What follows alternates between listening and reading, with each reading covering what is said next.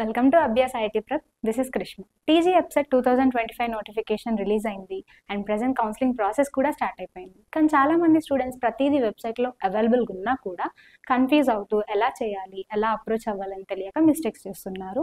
So దానికి నేను ఈ వీడియోలో క్లియర్గా చెప్తాను. అండ్ రీసెంట్గానే టీజీ ఎప్సెట్ గురించి డీటెయిల్డ్ నోటిఫికేషన్ కూడా రిలీజ్ అయింది, దాన్ని కూడా మనం డిస్కస్ చేసుకుందాం.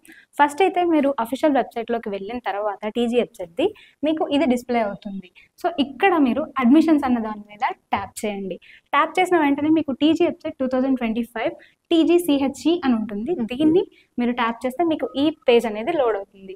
ఇక్కడ చిన్న ఫ్లో చార్ట్ టైప్ కూడా ఇచ్చారు. మీరు ఇలా చూసి కూడా అనలైజ్ చేసుకోవచ్చు, ఎలా అప్రోచ్ అవ్వాలి, ఎలా వెళ్ళాలి, స్టెప్స్ కూడా ఇచ్చారు.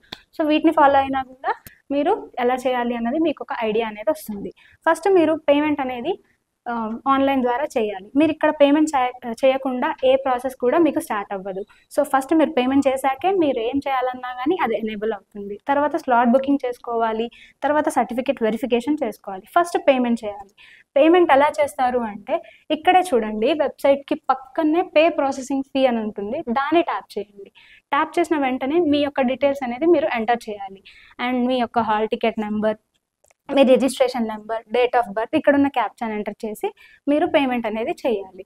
పేమెంట్లో ఇక్కడ ఓసీ బీసీ వాళ్ళు బీసీ ఏ కానీ, బి కానీ, సి వాళ్ళు డి కానీ 1200 పే చేయాలి. అండ్ ఎస్సీ ఎస్టీ వాళ్ళు 600 పే చేయాలి. ఎలా పే చేయాలి అంటే వాళ్ళు ఇచ్చిన సోర్స్ని బట్టి మీరు పే చేయాలి. Credit card, Mastercard, Visa, credit card, Amex, Diners and debit card, Mastercard, Visa, RuPay debit card, ATM cum debit cards, net banking, ఈ సోర్సెస్ని యూజ్ చేసుకొని మీరు పేమెంట్ చేయొచ్చు. పేమెంట్ చేసేటప్పుడు ట్రాన్సాక్షన్స్ ఫెయిల్ అవుతూ అవి రీఫండ్ అవుతూ ఉంటాయి కాబట్టి బెటర్గా మీకు అవైలబుల్గా ఉన్న నెంబర్, మీ పేరెంట్స్ నెంబర్, మీ నెంబర్ అయితే మీకు బెటర్గా ఉంటుంది. వేరే వాళ్ళ నెంబర్ అయితే మీకు ట్రాన్సాక్షన్ ఫెయిల్ అవ్వచ్చు, మళ్ళీ అది రీపే అవ్వడానికి కొంచెం మీకు ట్రబుల్ అనేది క్రియేట్ అవుతుంది. కాబట్టి మోస్ట్లీ అవైలబుల్ ఉన్న నెంబర్ని ప్రిఫర్ చేయండి. తర్వాత మరి పేమెంట్ చేశారు, అది ఎలా కన్ఫర్మ్ అయింది అన్నది తెలుసుకోవడానికి పక్కనే వెరిఫై పేమెంట్ స్టేటస్ అని ఉంటుంది.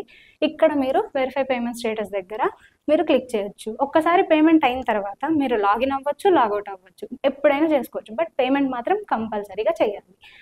అండ్ ఇక్కడ మీ కన్ఫర్మేషన్ పేమెంట్ అయిందా లేదా అని తెలుసుకోవడానికి డెఫినెట్గా మీ యొక్క hall ticket number, registration number, date of birth, captcha enter చేసి ఇలా ఎంటర్ చేసిన వెంటనే మీకు కన్ఫర్మేషన్ అనేది ఉంటుంది. ఒకవేళ మీరు పేమెంట్ చేశారు, ట్రాన్సాక్షన్ ఫెయిల్ అయిపోయింది, ఒక 30 minutes వెయిట్ చేయండి, తర్వాత చూడండి.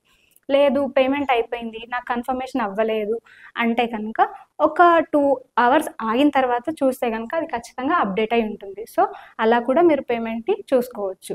అండ్ తర్వాత స్లాట్ బుకింగ్ అనేది ఉంటుంది. దాని పక్కనే స్లాట్ బుకింగ్ని ట్యాప్ చేస్తే మీ యొక్క హాల్ టికెట్ నెంబర్, మీ యొక్క registration number, date of birth, ఇక్కడ ఉన్న క్యాప్చా ఎంటర్ చేస్తే మీకు స్లాట్స్ అనేవి కనబడతాయి. సో ఇక్కడ మీకు బ్లాంక్గా ఏవైతే కనబడతాయో ఆ స్లాట్స్ మీకు అవైలబుల్గా ఉన్నట్టు, మిగతావన్నీ బుక్ అయినట్టు. సో ఆ స్లాట్స్ని బట్టి మీరు బుక్ చేసుకోవాలి. సో ఈ విధంగా మీరు టీజీ ఎప్సెట్ స్లాట్స్ అనేవి బుక్ చేసుకోవచ్చు. సో ఫస్ట్ మీరు ఏదైనా కానీ పేమెంట్ చేసిన తర్వాత మీకు ఎనేబుల్ అవుతుంది, అది మాత్రం చూసుకోండి. Thanks for watching.